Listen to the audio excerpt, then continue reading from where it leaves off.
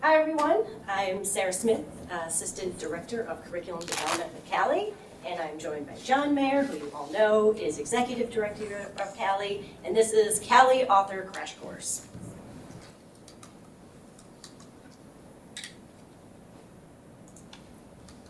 All right, so first I'm going to introduce you to CALI lessons and Lesson Link generally. Then I'm actually going to jump over to the CALI website and give you a demonstration of both. Now the goal of this is not for you to walk away with a full understanding of every feature and every setting and everything that you can do. It's more to familiarize you with the possibilities and kind of get a general overview of the lay of the land so that you have enough information to walk away, start editing a lesson tomorrow, and have enough information to follow up with questions. And then I'm going to turn it over to John for the big picture discussion.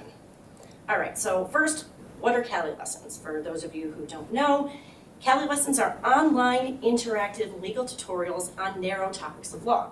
You can use them in 3 ways primarily. You can use them as they were written. You can assign them right now. You can write your own brand new lessons, and somewhere in the middle, you can copy and edit any one of CALI's existing lessons to your liking.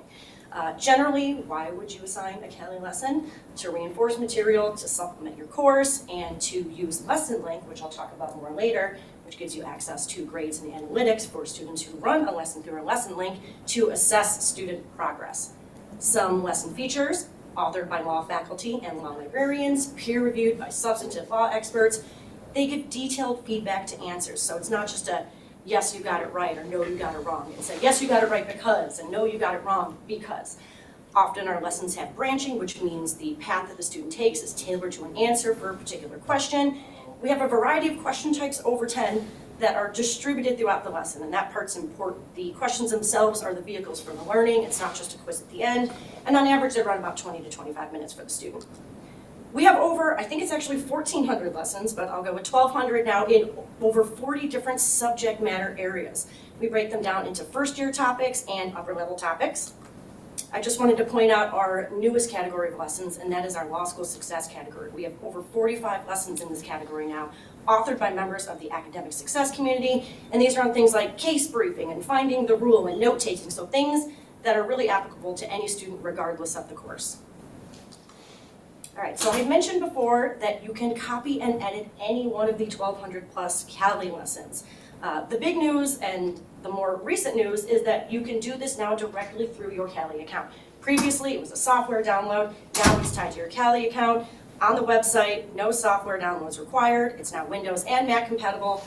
Generally speaking, it's more intuitive and streamlined with the authoring, revising, and publishing process, and allows for easier collaboration with other authors. So in having this at your fingertips, what are the possibilities, right? So generally speaking, you can modify the content. That means removing it, reordering it, expanding on it. More specifically, you can reference class discussions, perhaps something that you wanted to tie into the conversation, or a conversation that you wanted to tie into the material. You can create new hypotheticals, variations on hypotheticals, add questions, right? You can add content such as videos and images. You can add case law. Perhaps you found a case really interesting, or a new case came down that you want to add to one of the lessons that isn't there already. You can add information about current events. How does that tie into the lesson? And you can add reflection exercises. These are just some of the possibilities, some of the ways in which you can think about how do I modify a lesson to make it more suitable, more tailored to my course and for my students. Lesson Link, a very brief introduction. You can take any one of the CALI lessons, create a unique URL for that CALI lesson. The student then runs the lesson through the URL, and then you get access to the student grades and the lesson analytics. Of course, then this gives you the ability to assess the student's progress and identify areas of confusion. So I'm actually going to jump over to the website now and show you what this looks like on the CALI website. All right, so this is the CALI homepage. Here is where you would find all the lessons. You can go to browse all lessons, at which point you'll be presented with the different topics. If I went ahead and selected education law, you would see all the tiles for that particular category. Probably a better way to see what we have in a particular area would be to go to the subject outline for an area. So I'll select contracts here. And here is where it breaks down all the lessons that we have available. So, can I pause you for a moment there? Yes. So these subject outlines are the result of 5 or more faculty who we bring together to do a fellowship to write lessons. But the first thing they do before they decide what lessons to write is they have to write like what's considered like the Uber subject outline or outline of a course. And the deal is, every item on this is a title of a CALI lesson, a potential title of a CALI lesson. So it's not perfect, but we want them to be thinking this is all, every one of these things is 30 to 45 minutes of teaching time. And we know that we're never gonna it'll take a long time for us to get to the point where we have like a lesson for every single subject outline, but at least we have the outline, and we hope that it acts like a vacuum and it attracts other people to say, ooh, I noticed you don't have a lesson in blah, I would like to be able to write that lesson or something like that. The reality is that hasn't happened too much, but it has happened. So we didn't come up with these subject outlines. They were made by experienced law professors. Right, thanks, John. All right, so in this instance, we'll be using the lesson for acceptance as an example. So I just want to jump to the home page real quick. So this is what the home page for a lesson looks like. So I really want to jump into CALI Author now because this is the CALI Author crash course. So again, if you have a CALI account and you're logged in as a faculty member or a staff member, you can go to your CALI dashboard and you will see the option for CALI Author. So I'm going to go ahead and choose that. This is the homepage for CALI Author. Before I jump in, I do want to point out the CALI Author how-to guide. That provides step-by-step instructions for everything that I'm going to show you today and then some. So that is an additional resource for you to use. Way here. All right, so you can see that you have 3 options on the homepage. My lessons are the lessons that are currently in progress. Write a new lesson, that's where you would go to write a new lesson. Right now we're talking about modifying existing CALI lessons, so I'm going to choose the option CALI lessons. That will present you with a list of all 1,200 plus CALI lessons that are publicly available, that are free for you to do whatever you want with. If I wanted to just view a lesson, I could select the little eyeball icon. In this instance, let's just assume that I've already decided that I like the lesson on acceptance, but I want to make some modifications that would make it better suited for my course. So I've just used the filter tool to bring up the lesson for acceptance. I'm going to go ahead and select the icon, copy lesson to my library. That will open up a copy of the lesson that I can do whatever I want with. It has absolutely no effect on the version on the website. This is now mine. So just a quick overview of what you're seeing on the screen here. Notice that it opened by default into the author tab. You can also toggle over into the student view. So this is what it looks like actually in the lesson, right? So it's always helpful to see what it looks like authoring, jump over to the student view. On the left-hand side, you'll find the table of contents. Generally speaking, lessons are built from pages organized into sections, right? So if you choose one of the pages from the table of contents, it will open on the right, at which point you have the ability to edit the content and make changes. At the top, you'll find the formatting toolbar, which functions a lot like any other formatting toolbar that you've used. So editing content. It really depends on the page as to what kinds of content and what settings are available to change. For a text-based page, so this is a text page, you can see that the page type is a text page. There is no question component, right? So here you would have the ability to change all the text that is on the page, but there is no question. So here, if you wanted to change the text, you can jump over and see how it looks in the student view. Again, there's no question here. I'm going to jump over to an example of a question. This is a multiple choice short question type. So here, you would have the ability to not only change the question or the introductory or explanatory text that precedes it, but here you also then get to see additional changes that you can make. So in this instance, the 2 options that the students have are yes and no. You can see that this was set to where a yes answer is the incorrect answer from the drop-down, and the no answer is the correct answer. Wait, slow down. Go ahead. Click on that incorrect answer button. Yeah, notice there's a right and a wrong, that's obvious. Notice there's also a maybe and an info. We had to invent the maybe answer because law and law professors. It gets us into trouble sometimes because students are running a lesson and the instructor the author has created a maybe and therefore not scored the question. And the student's like, wait, I got that right. It's like, no, it's a maybe, there is no right answer, or something like that. Right. Anyhow, we wanted to build some ambiguity into the fact that the way you explain things often is, you as instructors, is often to answer a question by saying, it depends, right? That's our independence feedback. Some good historic knowledge that I didn't have either. All right. So here is where the feedback would be for a student who responds yes, and the feedback for a student who responds no. Again, most of this stuff is editable. You can change the text for yes and no. You can change the number of choices. In this instance, from 2 to 3. For a multiple choice question, I think you have up to 7 or 9. You can change the feedback, obviously. I'll return later to talk about these sections because they involve branching, which is a little bit more complicated. So that is one question. I'll jump to just an example of another one. I'm not going to go through every single one of them because we don't have time. This particular question is a choose all that apply question type. You can see that the options that are available are these 4 right here. The way that you would indicate to CALI author, which is a correct answer, is the one that you select in the authoring mode. Again, you have the option of additional categories and different numbers of items. So show that in student mode, just so they get a. Yeah. Yeah. So here.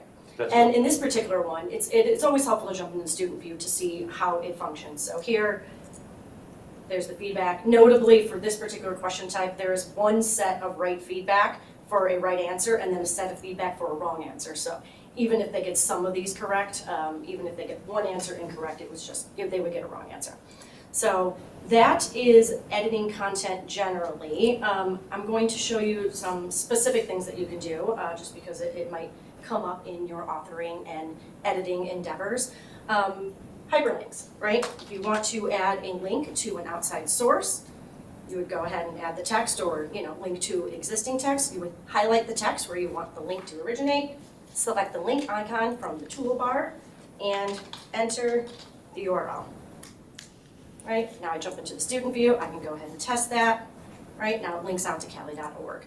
A variation on that is a pop-up box, and a pop-up box opens additional information on the page itself. So here, the author had created a pop-up box from the words contractual elements. So as you see here, it opens up additional information on the page itself. In order to do that, what you would need to do is add a pop-up page. Once you create that pop-up page, you select the name of the pop-up page, go back, take the steps that you took before in order to create a hyperlink, except you do a little bit of a variation. You would select the text, click the link icon, change the protocol dropdown to pop-up, and then enter the name of the page under URL. And then that text would open up to the pop-up, to the information that you created for the pop-up page. All right. It's a little inside baseball, but the reason why we don't store pop-ups in the page where they're used is because a lot of times pop-ups want to be used in lots of other places. So if it's a glossary term or a definition, you create the pop-up as its own page, and then on any other pages, you can just link to the same one. So it saves effort from in doing updates. Right. So in this instance, Murray 28 could be used in multiple pages, right? And you can link it to any other pages, so you can use the pop-up repeated. All right. Okay, so another thing that I want to show you how to do real quick is to add an image. And ignore the picture component here. That's actually not functional. What you want to do is place your cursor inside the text box, select source, select the image icon, Yeah. select upload, choose the file from your device. Here, I have an image on the desktop, appropriately named image. Once you've uploaded it, go to image info. Forgot to select send it to server, everyone. See, I'm watching it. Send it to the server. At that point, it will automatically jump to the image info tab. And if you see a preview in the preview box, you know that it's uploaded correctly. You can adjust the width and the height. You might not know whether or not you need to do that yet until you actually look at it. So I'm going to go ahead and jump to the student view. I can see that it's a little small. If I want, I can jump back into the author tab, double click it, and then adjust it as needed. Right? For ADA purposes, always include alternative text. Yes, that's right. Always include the alt text in the alternative text field. Thank you, John. Mhm. All right. Okay. So now I'm going to talk about pages. In order to add a page, it's pretty intuitive. What you want to do is have selected the page that you want to precede the page that you want to add. So here, let's say I want to add introduction to, a new introduction to, right? I want a new page in between introduction and introduction to. On introduction, I'm going to select add page, at which point it will pull up a menu of all the available page types. For the purposes of this example, I'm going to select the text page because I really just want to do a text page. Notably, you cannot repeat the name of a page, so I'm going to go ahead and jump to introduction 2 first, change the name to introduction 3, then go back to the page I just created, in order to name it Introduction to. So now I have a brand new page. I can enter my text as I see fit. All right, if I want to delete a page, similarly, I'm going to go to the page that I want to delete. I'm going to select Delete Page. At that point, it will let me know which pages are navigating to this page. In this instance, there's 2 pages that navigate to it because there's branching involved, which I will go into more in a moment. But just a heads up that it will tell you which pages are leading there and how it will re-navigate upon deletion of the page. All right, so I'm going to go ahead and say, yeah, go ahead, delete it. Okay, so that's how you delete a page. Now let's say you want to reorder the pages. This is all based on the navigation settings. All right, so let's say in this manifestation of assent category or section, I would like it to go question 1, question 3, question 2. So essentially I want to swap out questions 2 and 3, right? So what that requires is to change the navigation initially from 1 to 3. So I'm going to scroll down to the navigation section. Right now, as you see, it navigates appropriately to question 2. I'm going to change it so that it navigates to question 3. Now I want you to see here that there's a lot more pages on this list than you see in the table of contents. I'll tell you why in a second. All right, so I'm going to navigate to question 3. All right, now look, it kicked out 2, right? I'm going to scroll down for a second and show you this alphabetical index. So there are more pages in this lesson, whether or not they're part of the lesson flow or not, that are available for use. So pages that appear in this section are either ones that you've created that have nothing to navigate to it, right? So they're islands, or they are part of a branch. So the branching does not appear in this main structure of the table of contents, right? So just to let you know, you might accidentally kick out a page or think you deleted it. It is still available if you see it in this alphabetical index. All right, so going back to my example, I changed the navigation from question 1 to question 3. Now I need to clean up my mess. I'm going to go ahead and go to question 3 and navigate to question 2, because that's the order that I want. All right, again, right? What I want to do is now go to question 2. I mean, it's basically just knowing the order that you want. Sometimes it helps to write it down on a piece of paper if they're not simply named question 1, 2, 3, 4, right? It helps to have them numbered, but that's not always how it goes. All right, so now I've changed the navigation as many times as I needed in order to create the new order that I want. Then at that point, I would go ahead and change question 3 to question 2 and question 2 to question 3. There we go, right? So that's reordering pages. Because we were just talking about navigation, I will jump very quickly into branching. Branching can get very complicated, but it can also be very, very, very cool, right? So I'm going to jump to question 1, which already has branching.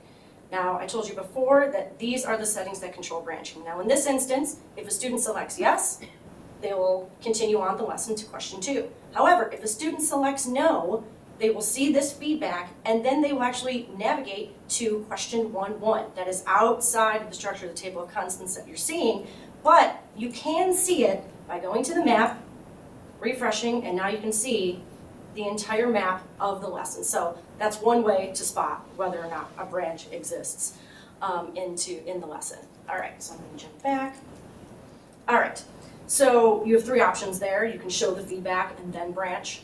You can branch immediately, right? So that way they won't actually see any feedback. They select no, it will immediately jump them to the page that you've chosen to be the destination page. Yes? So audience participation time. Why do you think it's good? Why would somebody want to branch? Why would an author want to branch in a lesson, in a tutorial?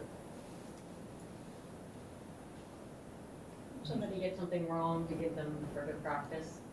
Good. Yes, exactly. So, and it's especially if they get an easy one wrong, maybe you want to go and do simple, well, okay, I'll dumb this down even further. I'll explain like you're 5 sort of thing. Any other thoughts? Why have branching?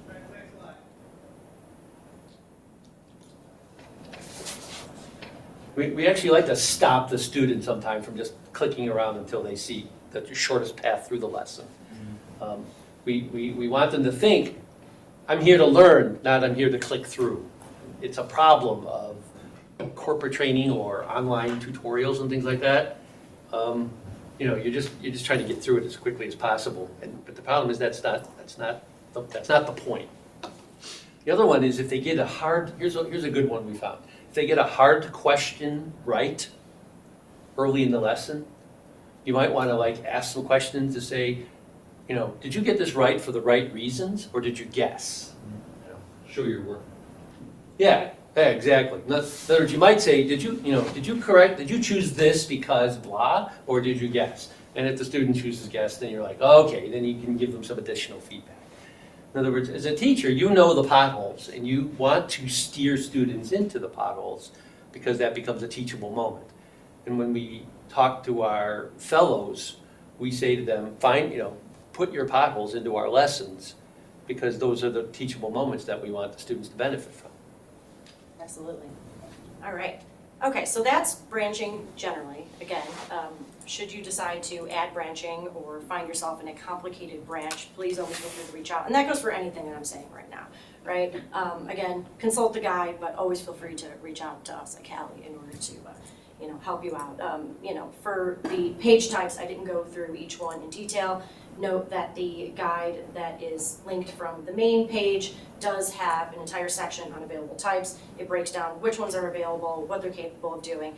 But again, if you find yourself in a position where you're like, I really want to accomplish A, B, C, I just can't figure out what question is appropriate, reach out to us, and we will absolutely be happy to help brainstorm ways in which the CALI author can work for you and accomplish what you're trying to accomplish. All right, so Let me jump in on that. Yeah. It's actually a tricky problem. Students like consistency. All the questions are of the same type because they know, their eye will go to the right place.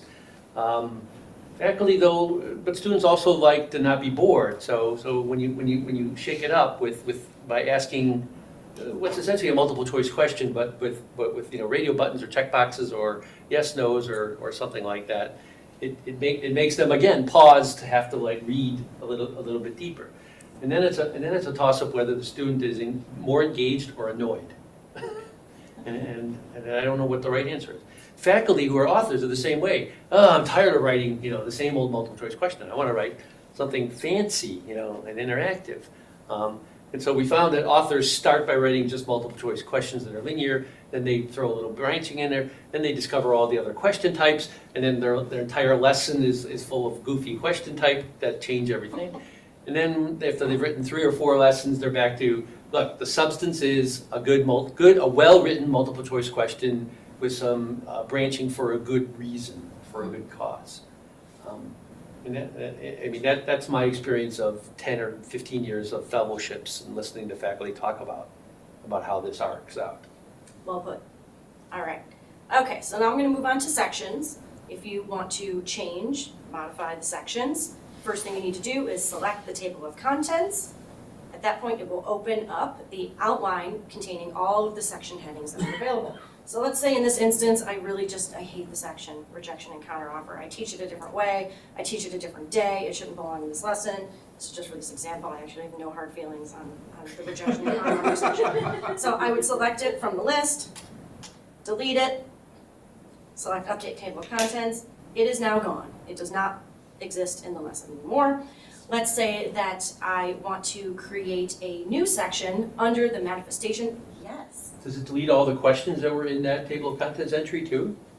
That's a good question. I'm pretty sure the answer is no. I don't think it is. I don't think it does. No, I think it just deletes the. They just become islands. Right. as I you- think they as you just call become them. islands and nothing is navigating to them. Yeah. Mhm. All right. So let's say I want to create a new section under manifestation of assent. I'm going to go ahead and put my cursor at the end of manifestation of assent. Select enter. It creates a new entry in the list. I'm going to go ahead and name it new section. All right, so now I have a new section, and let's say that I want to move questions 4 and 5 into this new section, right? And I want question 2 to be the last page in the manifestation of assent section. All right, so what I need to do is I need to set the first page of the section. So notably, in order to move pages into a new section, they have to exist in some other section already, right? So you can't create a section, so you have to move them in there from somewhere else, right? So I'm going to go ahead and select new section. I'm going to select that link icon that we've used a few times before. I'm going to change the protocol to other. That's very important, and everybody, including myself, forgets to do it. And then in the URL field, you want to type in the exact name of the page that you want to be the first page in this section. The other pages will follow that are linked to that up until the end of a section. All right, so I'm going to select OK. Now it's going to look like I did this wrong in a second, but I swear I didn't. All right, I'm going to update table of contents. Oh, well, there's my new section, but the pages didn't move yet. Okay, that's because question 2 is still linked to question 4, and I have to break that link. All right, it will not let go until I make it. So I'm going to go to question 2. Again, go to the navigation section. Right now, it's linked to question 4. I don't want it to be. I want it to be the last page in a section. And in order to do that, you would select contents as the next page. All right.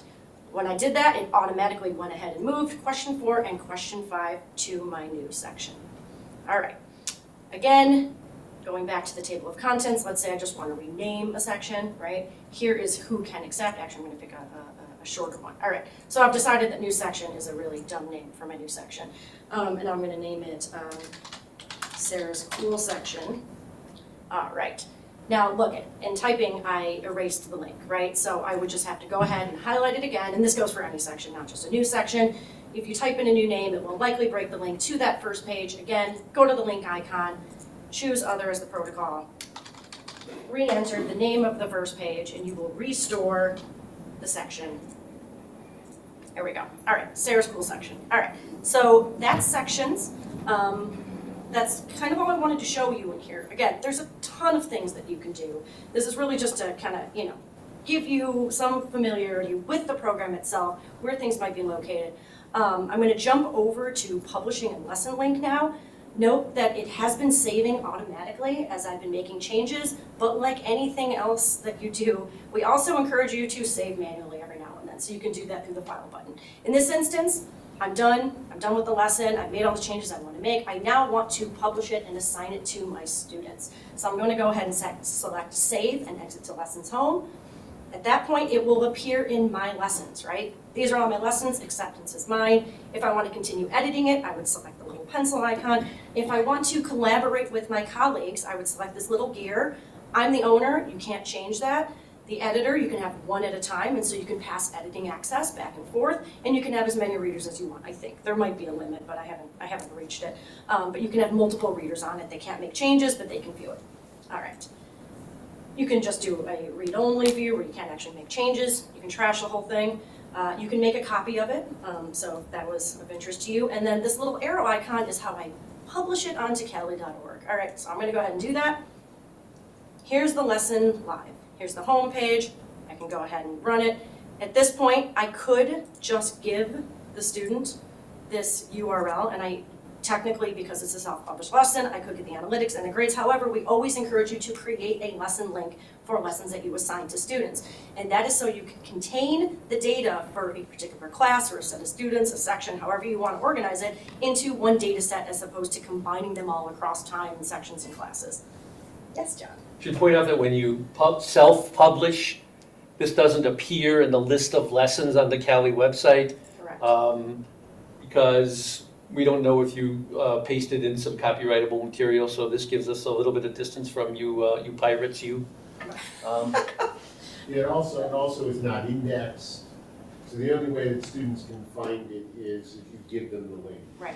Yeah, it's kind of like a YouTube private listing video. Yeah. We're hosting it, but it's for your use for your students. Yep. All right, so now I'm going to show you how to actually create a lesson link for the lesson that you just modified or created. All right, again, assuming you were logged in as a faculty or staff member, you're going to want to go to your Cali dashboard and select lesson link. From there, you'll want to create a lesson link. There are multiple ways to do it. Here's one of them. I'm going to go ahead and name my course CaliCon 23. You can add a course website. I'm going to go ahead and keep it summer 2023. And then I'm going to select the topic. Now, this was originally a contracts lesson, but that is not where you will find it if it's one of your own. You're going to want to scroll all the way to the bottom to your Cali library resources. At that point, it will pull up a list of all the lessons that you have created, modified, so on and so forth. I have a lot because I do a lot of tests. Here's the lesson that we just created. Acceptance, I'm going to go ahead and select that. And I'm going to choose some create lesson links. All right, I just created a lesson link for that lesson and created a course to house that lesson and any other lessons that I want to assign to the same group of students. Here's the administration page for the lesson links. Here we go. Here's the lesson title, so you can see that acceptance is the lesson that we created a lesson link for. This lesson link URL is the URL that you provide to students. They would have to run the lesson through that URL in order for you to then see the analytics and the grades through the lesson link program. From 934, is that right? You can probably see it. From this menu, you can view the grades, you can edit and add lesson links. So let's say I also decided there is a contracts lesson that I don't need to make any changes to. I really like mutual assent and offer. I'm going to go ahead and add that to this particular course. I'm going to save the lessons. Here we go.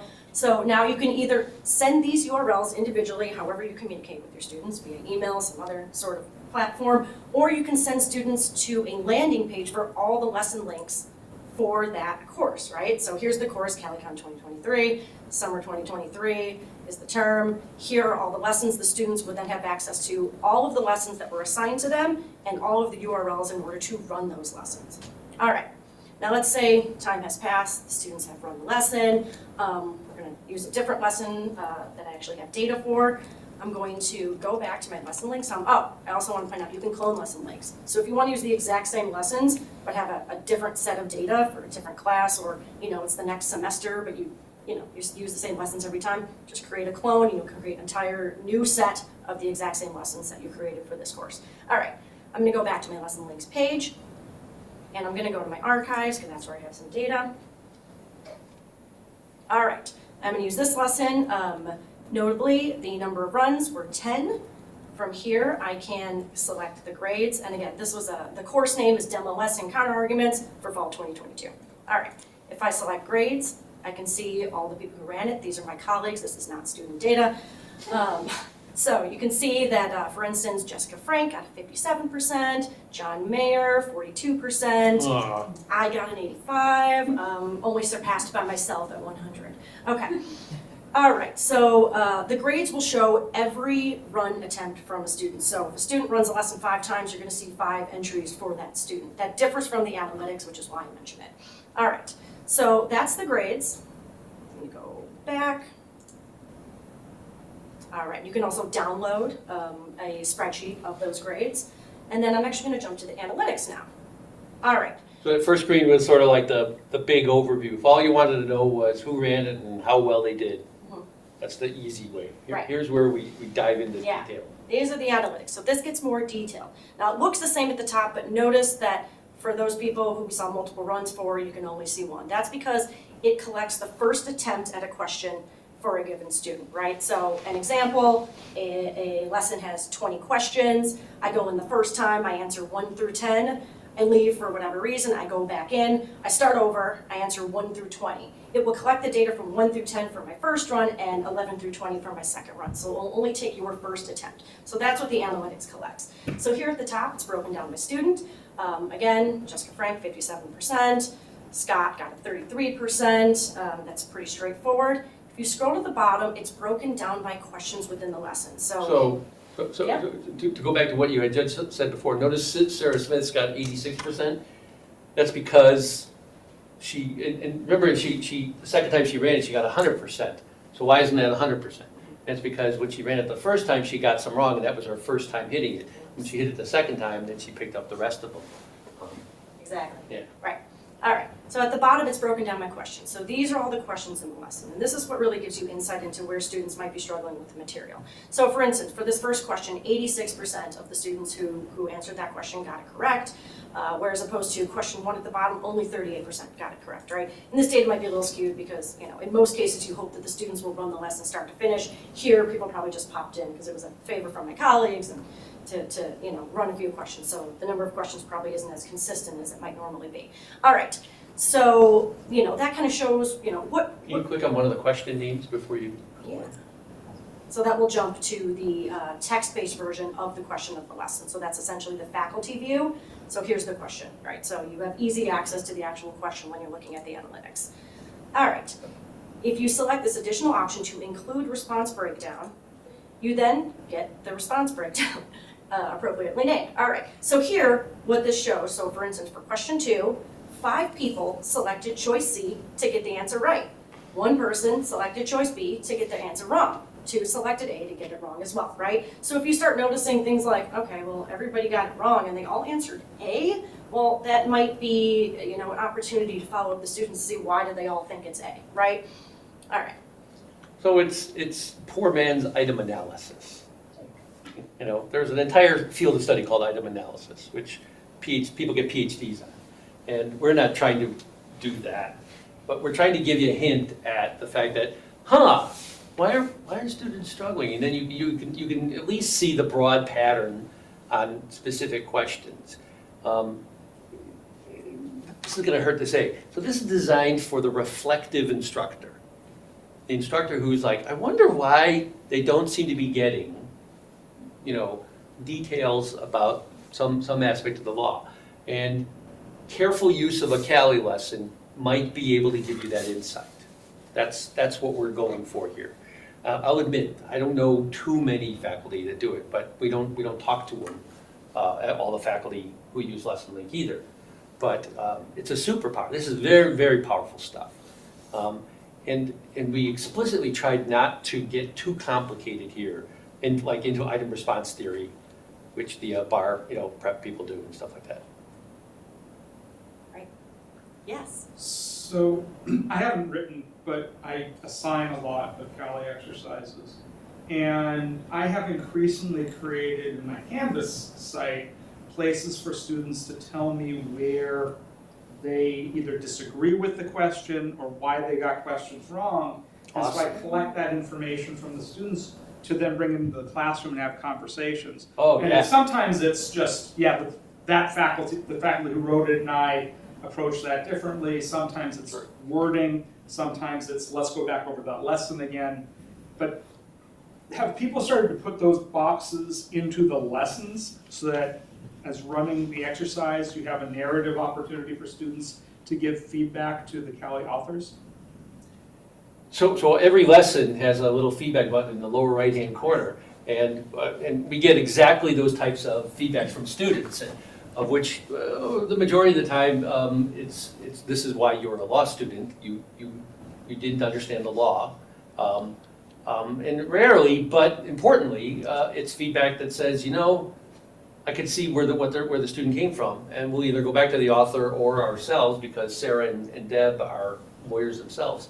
We'll adjust the wording on it and make it hopefully improve the lesson, and so we have hundreds or thousands of those over the years of small little word choice changes that we hope make it clearer and better for the student. Yeah. So the last thing I want to show you for the analytics, once you choose include response breakdown, you also have this additional option for list students for each response. At that point, you can literally see how every single student responded to each question. So again, if you're starting to see a pattern, well, man, Sarah's getting them all wrong, but she's also getting them wrong in a way that is, there's a pattern to how she's wrong, right? Again, just additional insights, additional opportunities for follow-up with the student to perhaps clear up some confusion.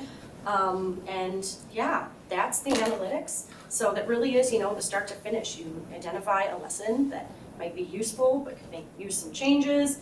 Go ahead and modify that lesson accordingly, publish it for your students, create a lesson link, and then you get access to the grades and the analytics. So now I'm going to turn it over to John, and Oh boy. sign out. All right. Cool.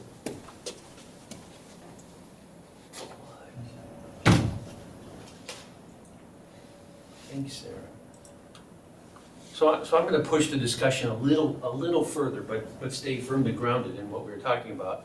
But I'll start super meta and say the philosophy for CALI has been about agency, the capacity to condition a state of acting or exerting power. We are trying to give agency to your students. Let them pick what they want to study and what they want to learn. So that's why there's 1,200 lessons and they're short, right? M&Ms instead of big chunks of chocolate, as they say. The ebooks are in multiple formats, or they can buy the print book, or they can download the Word file. We're trying to give agency to your faculty. They can either recommend, suggest, or assign a CALI lesson, or they can, assign them and then get analytics from them, or they can use them in the classroom. Sarah didn't have a chance to show a feature called Lesson Live. She could have run those lessons in a way that's called Lesson Live, where the students go to the same URL, and as they run it, the statistics, the analytics show up on the faculty member's screen. It's almost like polling on every question, and it's kind of cool. and you can choose to hide or not show the students' names and whether they got the question right or wrong. So you can either embarrass them into it or make it fun, or you don't want to do that at all or something like that. It works also in Zoom sessions, if you're sharing that thing. We want to let faculty, if they want to write their own lessons, you can clone one of our existing lessons and post it on our website. Why not? If you're a member from a member school, have at it. So if you found wording that you disagreed with, you could either suggest to us that we should change it, or you could put a pop-up in there that says, note here from my professor, and it will pop up and say, hi, John here, I kind of disagree with this wording, but, blah, blah, blah, blah. In other words, you can use the lessons as a counterpoint or as a bounce off for extending the conversation. Now, the only other thing left is we also want agency for your law schools.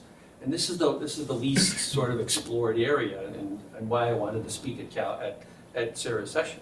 You could build entire online courses around a bunch of CALI lessons.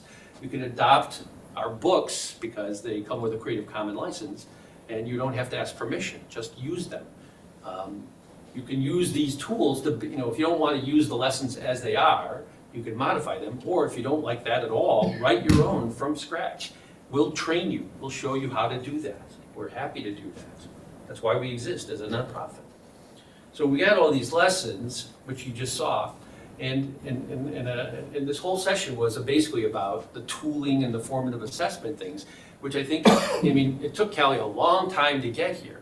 And we had to write our own software because every time we looked at or adopted some commercial operation that was selling it, I don't know, you may have heard of companies like Articulate. Articulate's really popular right now. It costs $900 an author. It drops into PowerPoint kind of slick. It has infinite number of options and capabilities, but they keep changing the underlying format and stuff like that. We can't afford to buy Articulate. So our software is open source. But you don't want to, as a law school, take our software, or if you do, you can, take our software and make changes to it or something like that. Happy to have that happen. But as a CALI member, you're free to use it and our content in any way, shape, or form that you want.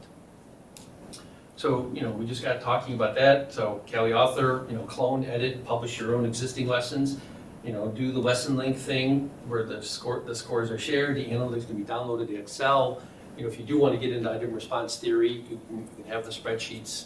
I would love feedback on that.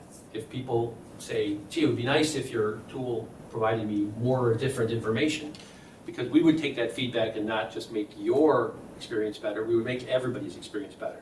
That's the nature of a consortium. That's the nature of our software development and our content development model is we won't fix it for one, we'll fix it for everybody. And we all get a little bit better faster. Talked about analytics. What Sara didn't mention is, so CALI author is kind of as you saw, it's kind of powerful and kind of complicated. It takes more than a few hours to get familiar with the tools and stuff like that. So we wrote sort of a simpler version of it called QuizWrite. So QuizWrite uses the exact same format as CALI lessons, except no branching and only only 3 types of questions: the super simple true false and the simple multiple choice question type, right? And our thinking here was we have big ideas here, but they're not yet, we're still trying to work out how to do this. There's a question bank. In other words, we've gone and stripped out thousands of questions from existing CALI lessons. We can't strip them all out because some of them are involved in branches. They're multi-part questions, so it doesn't make sense to isolate them and drop them into a question bank, right? So we have this giant question bank of questions, and we haven't even pulled all of them from all of the lessons yet. That you can scroll through and search to see if you want to use it in your quizzes. And you can build quizzes, you can create links to quizzes, you get analytics on quizzes, same sort of things you saw with CALI lessons. There's thousands of questions that are tagged. There's still features to be added to this capability. It's not as powerful as Quizzes or Quizlet, but partly we're driven by demand. So if people come to us with like, I really want to be able to do this, that's something that we would look at doing. I can't leave without talking about agency in our books. You know, you can download the PDF and the Word versions. That I think is the main superpower. But even better, all of our books are available on a Pressbooks website called lawbooks.cali.org, where same ideas of agency. You can go take one of our books and make a copy of it, a clone, and then you can go in and make changes to that book. Now, you don't then get a print version and a Microsoft Word version. You get a website version of the book, which you can then assign to your students. It's actually it's tricky, right? Because when you mess around with formatting and stuff like that, you get into trouble. But the point is, if you wanted to take our book and publish it back to your student on the web, you can do that. So that's all I wanted to say before we end or answer any questions. The goal is agency, and the capabilities are built into the tools as they are. Thank you very much. Any questions?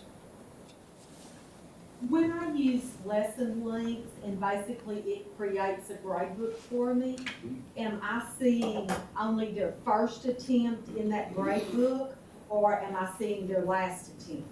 First attempt only. Only the first one. Well, not only. I'll say it's graded by the first attempt, but if you go deeper into the lesson list, you can see all the attempts. It just doesn't appear on the first page, on the website page that shows their percentage. If you're looking at just the grade, like you click the grading button, that's gonna show you like every attempt. So you might see students' names there, like 3 or 4 or 5. And so they'll alternate. And then, but if you go deeper into the analytics part, then that's where we just show basically the first attempt. Yeah, I thought I could quickly find that, but I can't. That's all right. Any other questions, ideas, suggestions? Go ahead.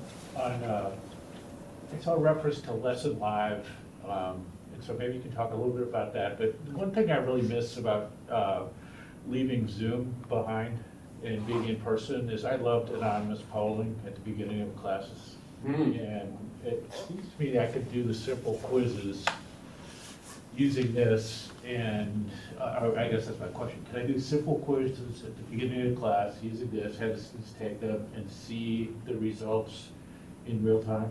Yes. Yes. It's not really anonymous. It can be anonymous if you choose not to click reveal student names. I mean, anonymous to the class. Oh, yeah, then absolutely. Yeah. Right, so that'd be a combination of quiz write plus lesson law. Okay, So you would create a short quiz and quiz write, then assign that to a lesson link, and then run that live in class. And then like John said, just leave it, it'll show up as like student 1, student 2, student 3. If you're looking at the results live, like you put them up on the screen, or you have them on this podium PC, whatever you want, however you're gonna do that. And then, but that'll show up in real time. So if you have them come in, fire everything up, follow the link in class, and start taking the quiz, that all runs in real time. And then notably, you get access to, like, regardless of whether or not you reveal the student responses in person or not, in the background, you still get all the grades and the analytics from that participation in class, right? So it'll be anonymous in class unless you reveal it, and then you can go in and get those grades and analytics, just like you would with assigning a lesson, having them run it on their own time. Okay. We have some YouTube videos that purport to show this, but I'll be the first to admit that every time I try to do a video, they're not perfect. They're not as good as they can be. So Right. we got some work to do. If you want, you can schedule a time and we'll walk you through it live. Yeah, it's a complicated process. I mean, it's not a. And there may not be a way to make it simple. There's no one button way to do this sort of Yeah. stuff. John?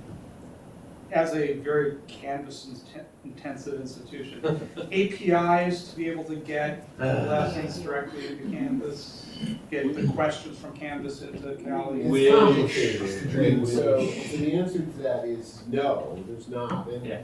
And although it is a thing that's on sort of a slow burner, no, so something that's on a slow burner sort of thing to figure out. The most complicated part about that is having to navigate, because most of y'all use your university's Canvas system, right? So I don't know if you all ever tried to negotiate getting a plugin installed on a university level Canvas system, right? They really want you to be, like they assume that like you're some evil Chinese corporation who's only there to steal all the student data, right? And so the security is like ramped up through the roof. They don't know who we are. They have no idea what's going on. And so I've never been able to successfully navigate one of those, even with help from like inside the law school, because it gets really complicated. We've looked at ways to make that easier, but I haven't found anything that would work with that. I'd love to do it, but it seems like it's going to be, without taking the effort to write like a generic sort of thing that gets approved by the Canvas people, like at the highest level, which might smooth the way a little bit. Right, they have an app store or a Yeah, plugin an store. app So store. that's probably the way to go. And then Yeah, maybe effort. right, we haven't committed the resources. to Yeah, do we it. haven't committed the There's a resources. lot of- Confession here. Yeah, because if we'd gotten the app store, I couldn't even get West integrated. Yeah. Because I couldn't get our legal department to approve West as a vendor. Well, 5 years ago, this question would be, can you get it integrated into my We're using Blackboard? this one to research it.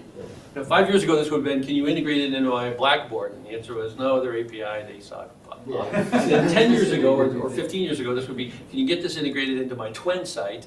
And it'd be like, we literally talked to those people, and they're not very cooperative either. But it is in Twin. It's sort of, yeah, it's Well, it's sort of in Twin, like you can see the lessons in Twin. Right, there's a click, pull down, 1,000 lessons show up in the list in the No, pull it's not down. that bad. That's true, that's right. It's You actually pretty pick my smart. subject area and then When you 100 pick your lessons subject show up. area, it says, yeah, here's some, do you want Cali lessons? And then it shows you 100, not 1,000. And it, so it is a problem when you have multiple vendors servicing, and the faculty member is not the one in charge here. The school is in charge, and sometimes not the school, it's the university. So navigating that is tricky. Any other questions? Dennis? This one's so obvious I have to ask it.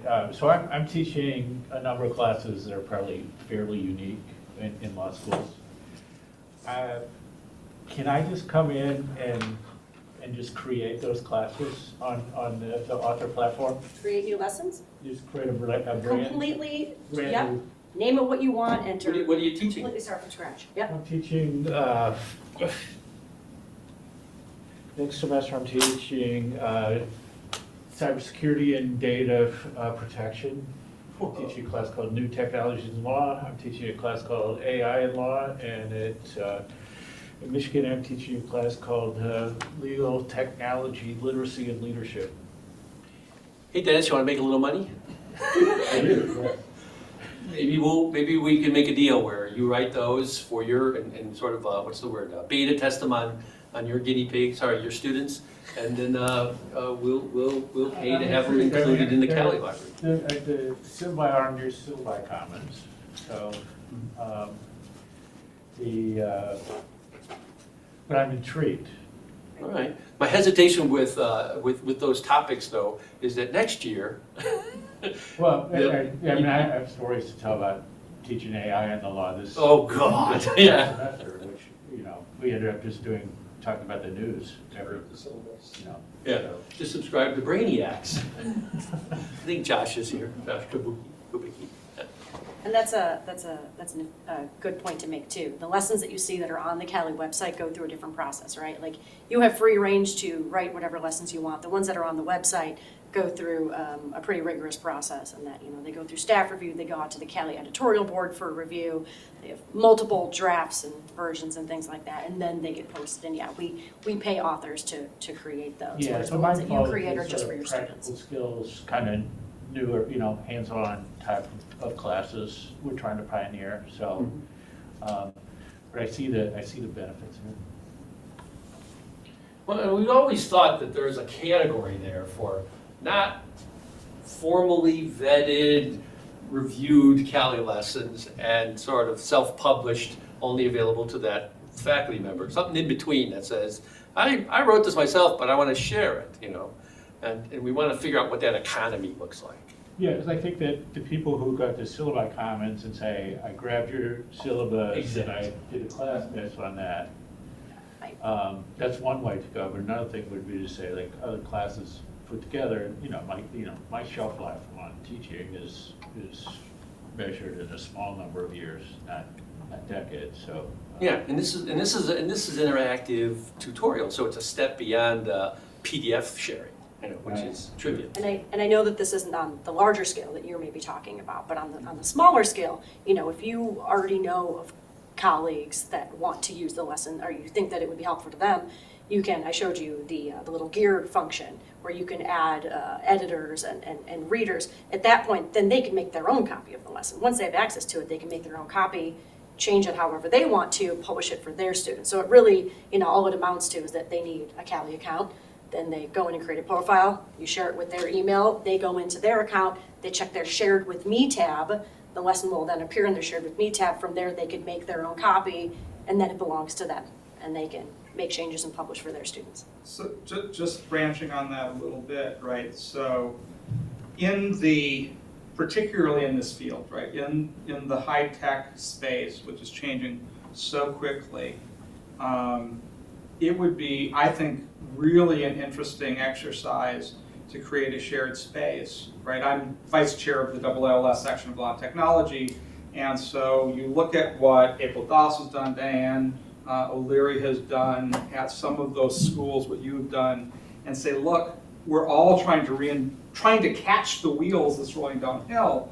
Maybe there's a way, as you say, John, of having something in between, rewriting it for myself and writing it to a pool that are not publicly vetted, but we have a broader group of resources that we can share amongst ourselves because this is changing so incredibly rapidly. I have a Yeah, question. technically speaking, we could do that right away.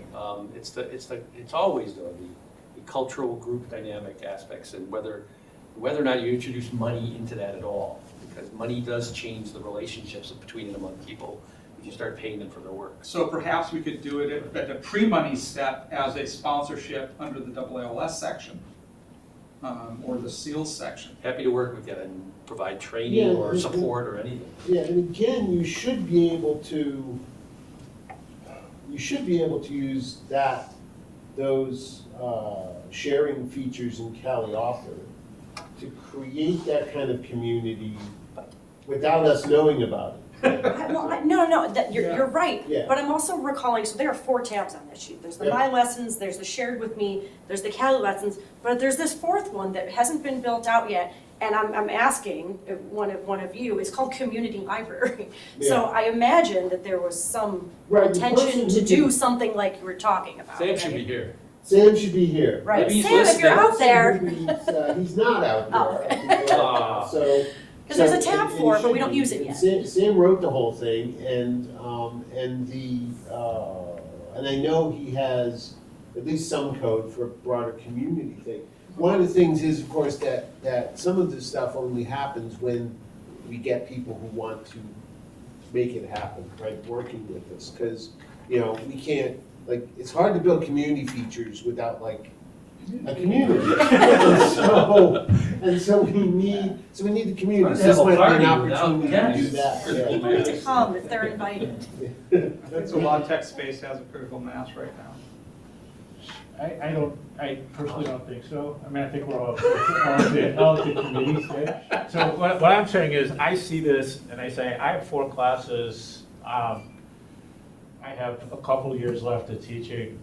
These are novel classes. I'm happy to, I think I could do this. and Your then legacy, donate it- Dennis. Donate it to the Good League Order, and then people can modify and Yeah. whatever they do with it. And I'll say again, usually when we do trainings, we dedicate a whole hour, and at the end of that hour, I still say, I don't expect you to know everything, and I expect you to follow up with me. So this was even shorter and probably less information, but so always happy to do a more formal training on Cali Author, on Lesson Link, and then always open for follow-up questions once you actually get into the weeds of it.